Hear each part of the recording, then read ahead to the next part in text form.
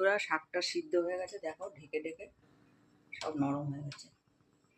এবার তেল দিয়ে দিয়েছি, এবার দিয়ে দিচ্ছি পাঁচফোড়ন।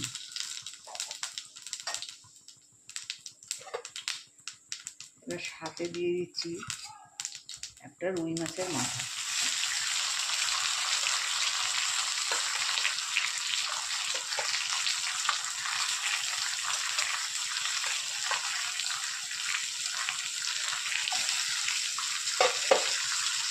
কালকে ভেজেই রেখে দিয়েছিলাম।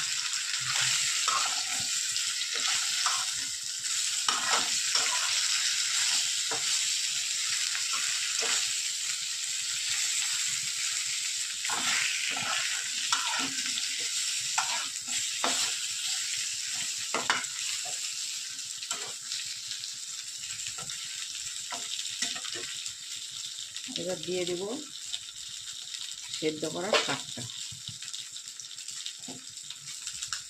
তোমাদের তো দেখালাম যে ঢেকে ঢেকে সিদ্ধ করেছি, জল দিইনি। এই শাক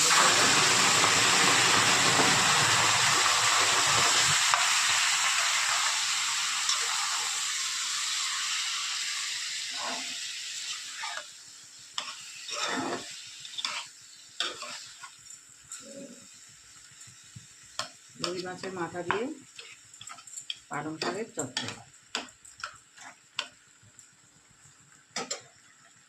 তোমরা সঙ্গে থাকো, একটু ফুটুক, তারপরে মিষ্টি দেবো, ধনেপাতা দিয়ে নামাবো।